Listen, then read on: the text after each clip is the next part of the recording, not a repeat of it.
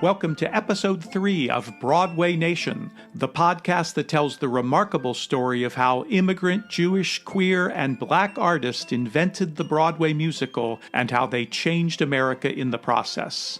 I'm David Armstrong, and I call this episode Bert Williams and the Black Artist Who Invented Broadway, Part 1. Black theater artists have played a much larger role in the creation of the Broadway musical than is generally acknowledged, including an entire decade of now nearly forgotten hit shows and songs. In this episode, we will rediscover those amazingly multi-talented men and women whose legacy still inspires Broadway today, even if most people are entirely unaware of them. But first, let's look back at the origins of African American musical theater. From colonial times through to the early 19th century, both Black performers and Black audiences were excluded from all established American theaters. But that doesn't mean that there weren't any Black theater practitioners or productions. It just means that the shows made by and for African American audiences had to be staged in whatever makeshift spaces could be found. Unfortunately, there are very few surviving records or any details about those performances. What we do know is that an African-American man named William Alexander Brown first opened a theater in his garden, and not long after, he purchased a house in a section of New York called Little Africa, where he built a 300-seat theater on the second floor. He named it the African Grove Theater, I'm assuming after the garden where they started, and it opened with a production of Shakespeare's Richard III.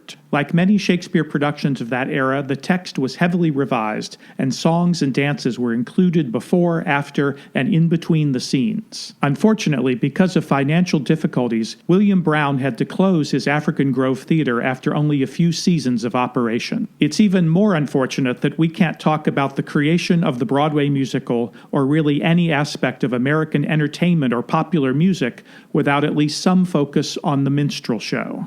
The roots of the minstrel show can be traced back to the 1830s, when a white performer named Thomas Rice darkened his face with burnt cork and portrayed a character he called Jim Crow. Dressed in tattered clothes, dancing a herky-jerky style, and speaking and singing with an exaggerated Southern African-American dialect, he performed a song called Jump Jim Crow. Rice became so popular, and his imitation of a black man became so well known that Jim Crow became a widely used derogatory name for African American men, and eventually it became an overall nickname for the discriminatory laws that enforce strict racial segregation. Inspired by Rice's success, other individuals and soon entire companies of white men in blackface began performing what came to be called minstrel shows. A typical minstrel show included highly accomplished singing, dancing, and comedy routines, and at least in part, very demeaning and stereotypical characterizations of both rural and urban African Americans and derogatory stereotypes of Black culture. And the songs and dances often expressed an idealized, sentimental nostalgia for life on the old plantation. Way down upon the Swanee River, far, far away, there's where my heart is turning ever. Critic Margot Jefferson believes that some of this came out of a genuine fascination with the music, the songs, the dances, and the performance styles of Black people. And scholar Eric Lotz suggests that blackface performance represented, quote, a strange mix of envy, fascination, desire, and fear. By the 1850s, minstrel shows were the hottest tickets in major cities across the country. In New York alone, there were 12 minstrel theaters. It's important to keep in mind that the majority of white theatergoers in the North had experienced very little actual contact with African Americans. Even as late as 1860, there were only 3,000 African Americans living in New York City, and this was out of a population of more than 800,000 people. As a result, most white Northerners were largely ignorant of the actual harsh realities of slavery and assumed that these shows depicted accurate representations of Black people.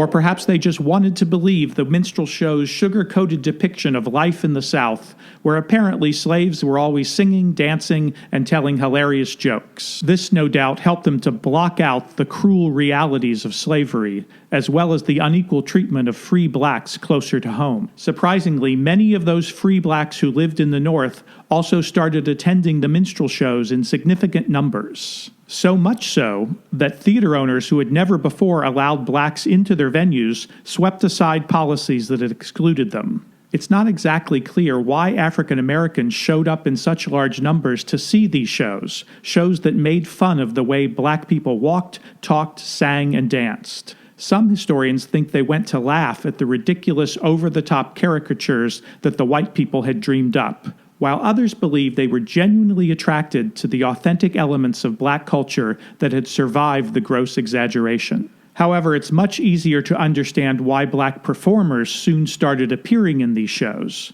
During this period, minstrel shows were pretty much the only opportunity for anyone, white or black, to get paid to be a performer or a musician. Soon, all black minstrel troupes performing in blackface began touring the United States, England, and even Australia. By 1890, the U.S. Census would report that almost all of America's 1,490 black actors were employed in touring minstrel shows. And many great African American star performers got their start in these all-black companies. The 20th and 21st century African American Broadway star Ben Vereen has portrayed fictional characters based on some of those 19th century performers, and he suggests that it all happened something like this. And I quote, "African Americans are sitting out there looking at white entertainers, and they go, wait a minute, I can do me better than they're doing me. So they get together and they form a troupe. But the white audiences in this country told them, if you want to be on our stage in this country, you better black up. And that's where the black minstrel show came from. And from out of that, from behind the mask, genius was born." Promoters advertised these black companies as being more real and original and more authentic. And perhaps they were. It may be that larger portions of their music, dance, and comedy routines were more authentically representative of actual black culture, even as they still had to perpetuate some racist stereotypes. This dichotomy is part of what makes this subject so complicated. Both white and black minstrel shows included actual elements of black culture. Minstrel show music featured the banjo, tambourine, and the bones, which were wooden spoons, basically, all of which were African-derived musical instruments. And many of the songs were adaptations of slave spirituals and other early forms of African-American music. And dance was also a significant part of these shows, dominated by the cakewalk.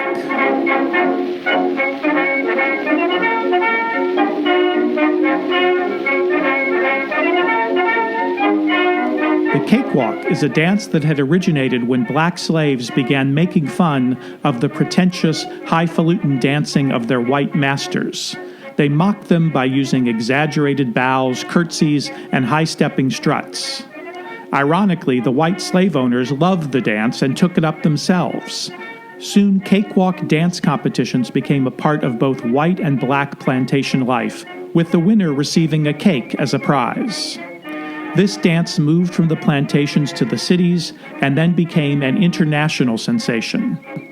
It was also the high point of every minstrel show. Now, I find this to be completely mind-blowing. White and black performers in blackface would parody black people by performing a dance that was created by black slaves who were making fun of their white masters. And the crowd went wild. The cakewalk would influence almost all of the ballroom dance crazes of the ragtime era, the one-step, the two-step, the grizzly bear, etc., which led to the foxtrot. And it was also the foundation of the dances of the Jazz Age and the Swing era, the Charleston, the Black Bottom, the Big Apple, the Lindy Hop, and the Jitterbug. And its basic movements are still very much alive in the vocabulary of Broadway dance. This season on Broadway, you can see echoes of the cakewalk in the choreography for such disparate shows as Hamilton, Chicago, Disney's Aladdin, The Book of Mormon, Hadestown, and probably a few others.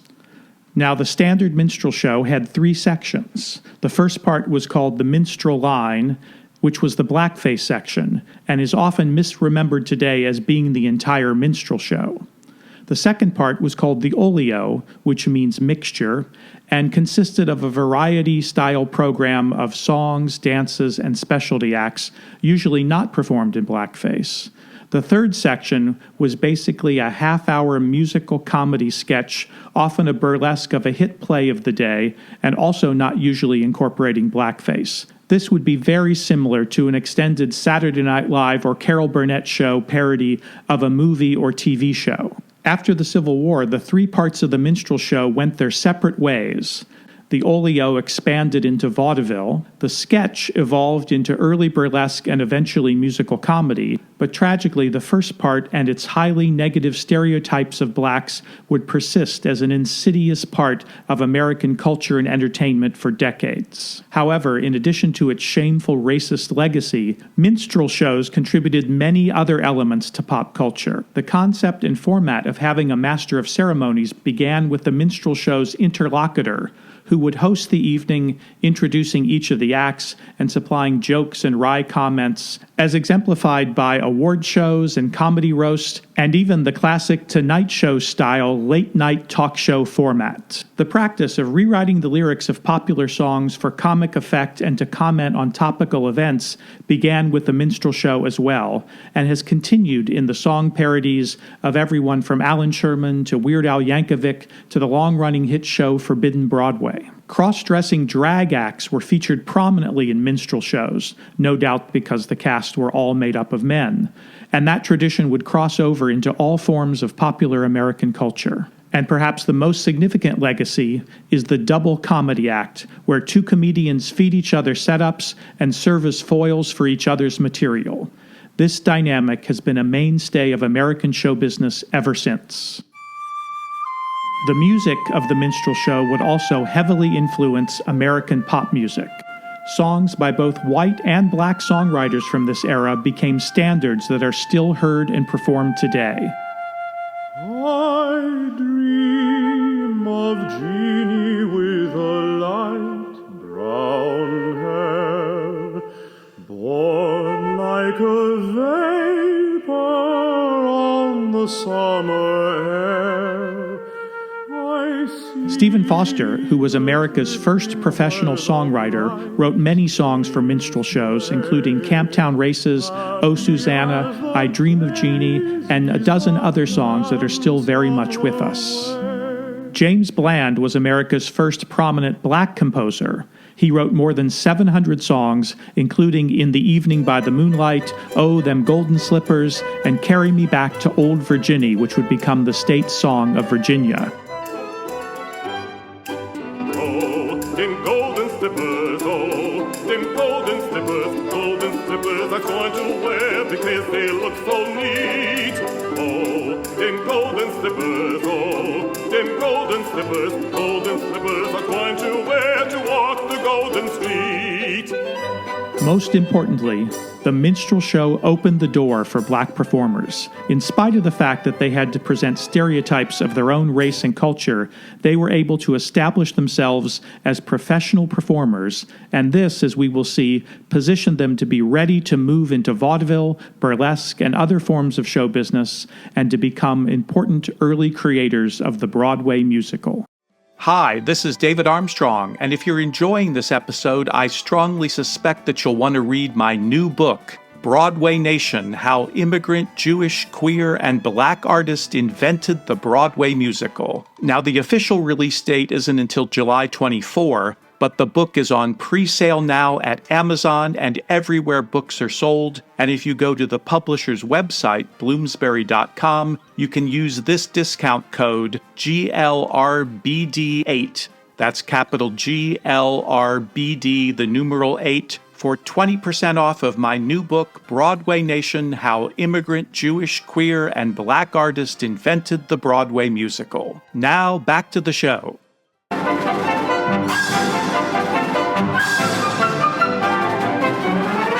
I've talked a bit about burlesque in the original sense of that word on earlier podcasts. And burlesque was similar to the minstrel show, but instead of making fun of black culture, burlesque made fun of the social habits and the pretensions of the upper classes. Both kinds of entertainment included parodies of high art and culture. The burlesque craze eventually led to something called Sam T. Jack's Creole Show, a show designed for white audiences but performed by an all-black cast of both men and women, and none of them in blackface. It featured a line of 16 beautiful girls, singers, comics, and dance teams.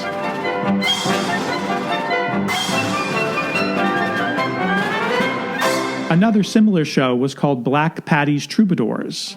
This was a troupe of more than 40 African-American comedians, singers, dancers, acrobats, and other entertainers, and it was the brainchild of a woman named Matilda Ciceretta Joyner Jones.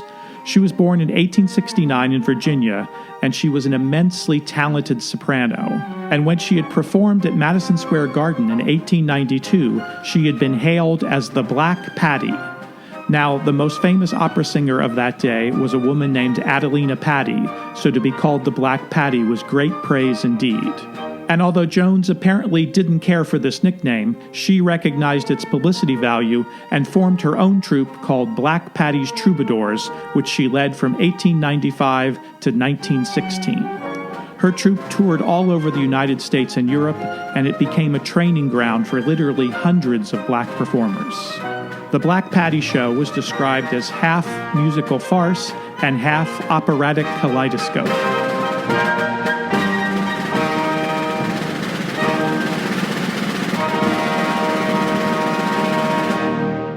Black Patty's producers hired a multi-talented young man named Bob Cole to write the show.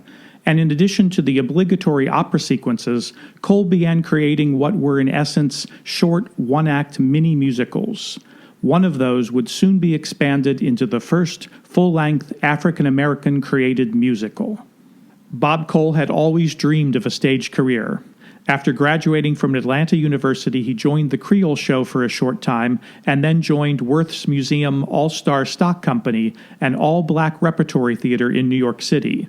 It was there that he mastered all aspects of the theater. He directed, choreographed, and wrote the comic and dramatic sketches that made this company the most popular Negro attraction in New York. And its 24 performers would become the stars of almost every black show over the following decade. A contemporary of Bob Cole was Will Marion Cook. He was born in 1869 to middle-class parents in Washington, D.C. His father was the first dean of Howard University. Will Cook began studying classical music as a teenager, and he was so accomplished that he was soon sent to study composition and violin in Germany, where he was taught by a student of Johannes Brahms. He returned to the U.S. in the 1890s, but as you might imagine, it was nearly impossible for a black man to find work as a violinist or composer in the very white world of classical music. So instead, he turned his focus to composing ragtime music, perhaps inspired by the success of Scott Joplin, who was another classically trained black composer. Both Will Cook and Bob Cole began to dream of presenting an all-black musical comedy on Broadway, but they had very different ideas of what kind of show that should be. Cole believed that blacks should compete directly with white authors and strive to achieve what were considered to be the highest artistic standards of the time. Cook, however, felt that black artists should create work that reflected the soul of black people and should not try to mimic the works of white artists. Whenever the two songwriters were in the same room, they would violently disagree, and their mutual friends tried to keep them apart as much as possible. Remarkably, in 1896, they would both debut in New York the first two shows written by African Americans that we might at least loosely call a musical. Bob Cole's show opened at the Third Avenue Theater and was called A Trip to Coontown. It is the first full-length musical show written, directed, performed, and produced by African Americans, and it was 25 years before the musical Shuffle Along, which is often credited with that distinction. The show's title was clearly intended to echo the 1891 hit show A Trip to Chinatown.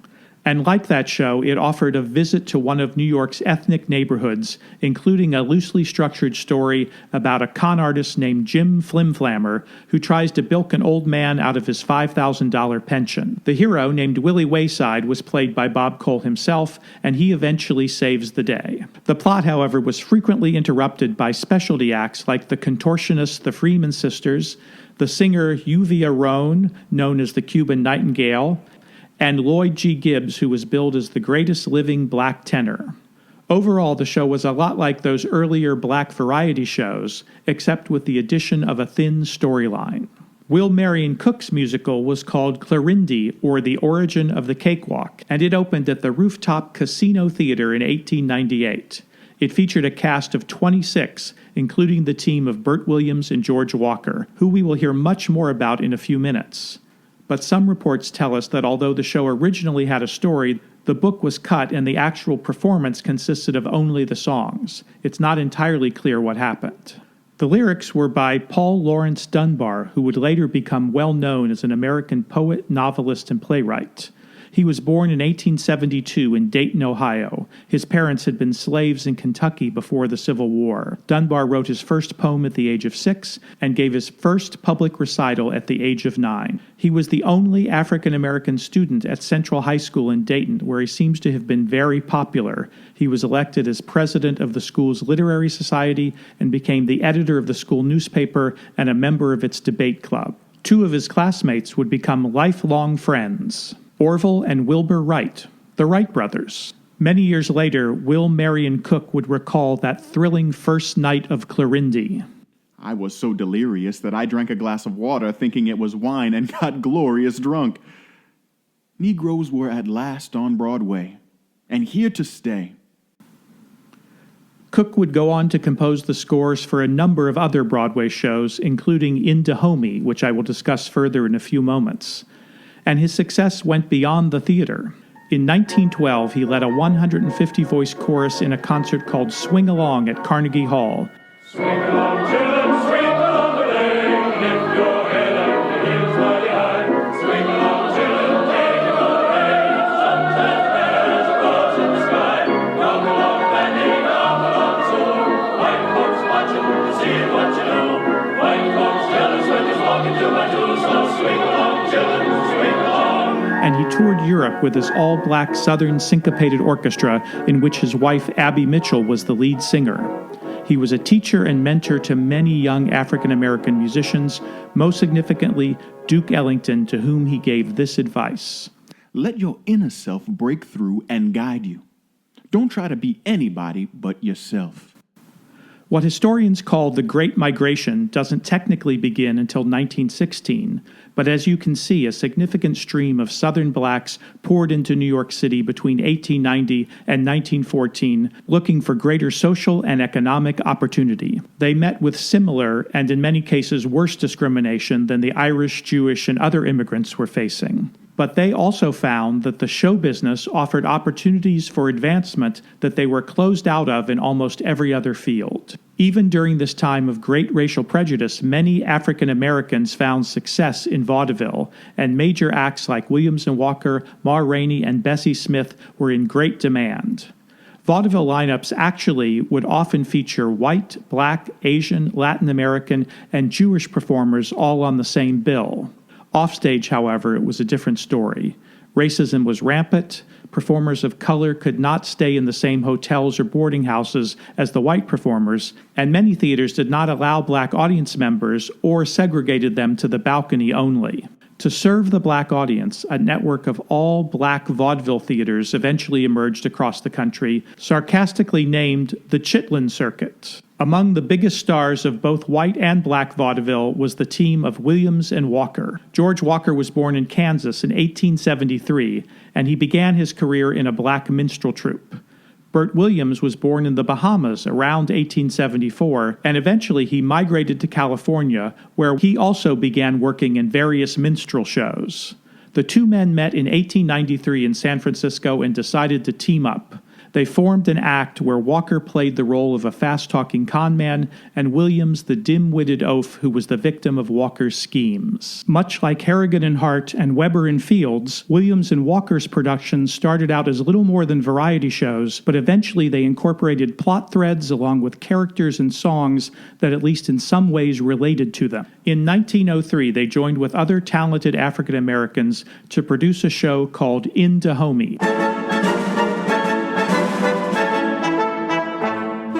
This show told the story of a group of African Americans who, after finding a pot of gold, moved to Africa and become the rulers of Dahomey. During the 18th and 19th centuries, Dahomey was an actual African kingdom located in the area where the country of Benin is today. The score was very eclectic. The music ran the gamut from Viennese operetta-style waltzes to syncopated ragtime tunes. Some song lyrics used black dialect, and others very high-toned English. The show's New York premiere was not without controversy, however. The New York Times warned that there might be trouble ahead.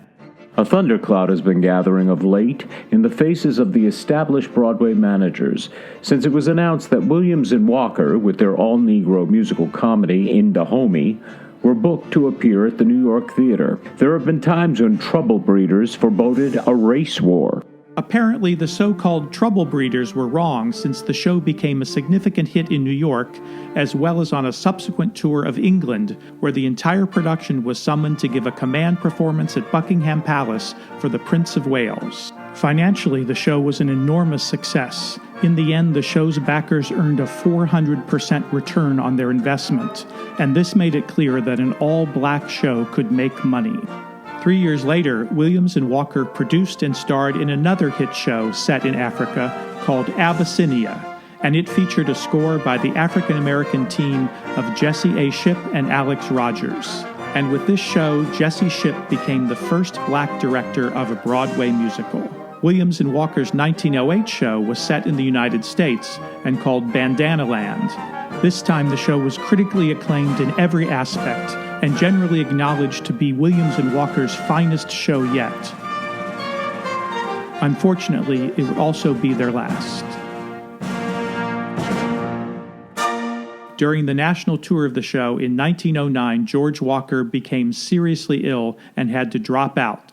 He died in 1911, most likely of syphilis. As important as Williams and Walker were, they were not the only black pioneers of the musical working during this period. Another important team were the brothers James Weldon and J. Rosamond Johnson. The two college-educated brothers from Jacksonville, Florida, came to New York in 1899 with a dream of presenting their original operetta called Tolosa on Broadway. James later acknowledged that going to New York was an absurd and improbable venture made only possible by their invincible faith in themselves. However, that faith seems to have paid off. Shortly after arriving in New York City, they were taken under the wing of Oscar Hammerstein I, who was very impressed with their songs, and his recommendation opened many doors to the songwriting team. Soon they were meeting the leaders of both white and black theater in New York. They became friends with Bob Cole and decided to become partners with him as well. His copious experience and their youthful raw talent proved to be a vibrant combination. Cole and the Johnson brothers wanted to do away with minstrel show stereotypes. Cole wrote a manifesto that he called A Colored Actor's Declaration of Independence. We are going to have our own shows. We are going to write them ourselves. We are going to have our own stage manager and our own orchestra leader and our own manager out front to count up. And no divided houses. Our race must be seated from the front row back. Their first collaboration, a show called The Shoefly Regiment, demonstrated exactly what they had in mind. It told the story of a graduate of a black college, much like the Tuskegee Institute, the historically black university founded in 1881 in Alabama. This young man, against the wishes of his girlfriend, gives up his dream of becoming a teacher in order to enlist in the army and fight in the Spanish-American War. Eventually, after a successful combat mission and other plot complications, he returns and marries his sweetheart. Oh, the weather, it is balmy, and the breeze is sighing low. Little girl,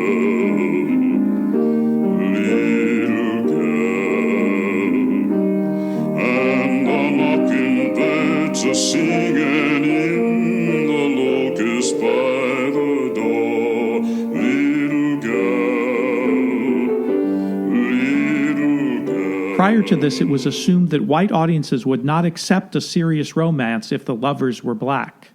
The Shoo-Fly Regiment had a run of almost 2 years, including a long tour and several months on Broadway.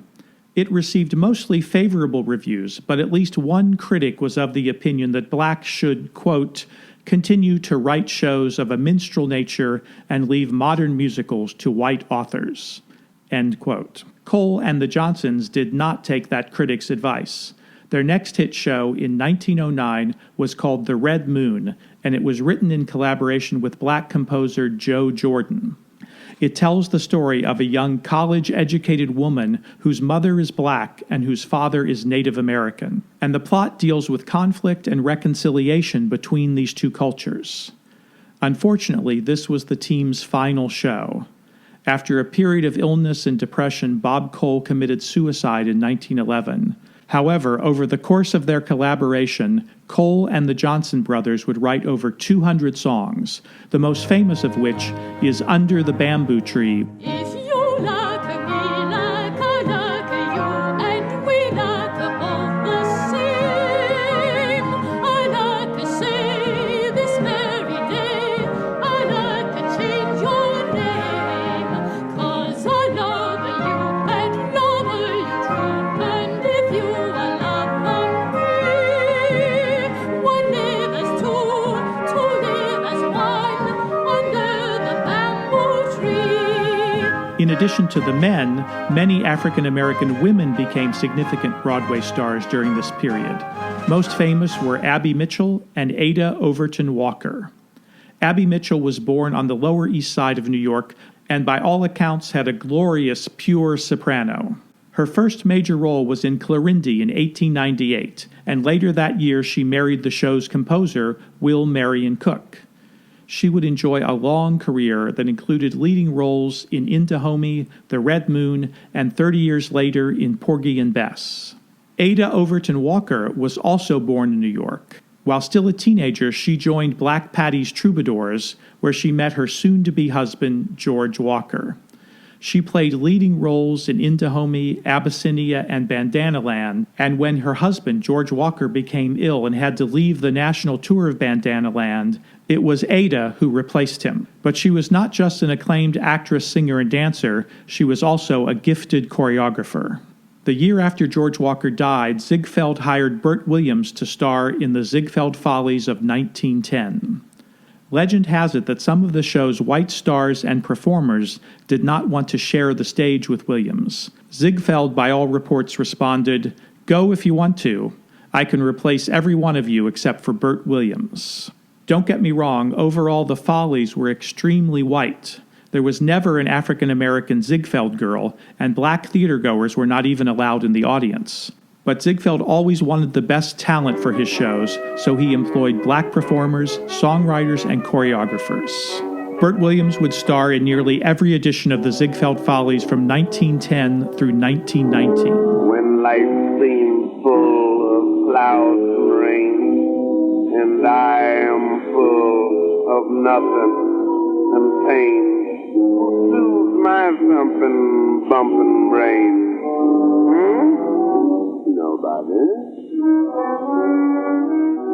Although he became one of the most famous and acclaimed performers of the era, black or white, and played to packed houses in theaters across the nation, he faced racial discrimination almost every day and everywhere that he traveled. In most cities, he was not allowed to ride in elevators with white passengers, or stay at the same hotels, or eat in the same restaurants as his white co-stars. Never done nothing to nobody. I never got nothing from nobody no time. Oh, until I get something from somebody sometime. Oh, never do nothing for nobody.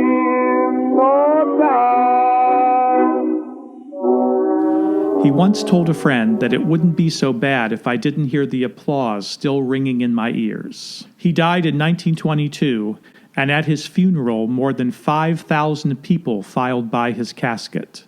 Booker T. Washington stated that, Bert Williams has done more for the race than I have. He smiled his way into people's hearts. I have been obliged to fight my way. Unfortunately, the sudden and untimely deaths of George Walker and Bob Cole, combined with a sharp increase in racial discrimination in those years just before the First World War, led to nearly 10 years in which black musicals were entirely absent from Broadway. However, during that decade, the Great Migration, combined with the dynamic changes in society that emerged after the war, would transform Harlem into a vibrant breeding ground for modern black culture. And eventually, this would lead to a new and even more significant series of black musicals on Broadway.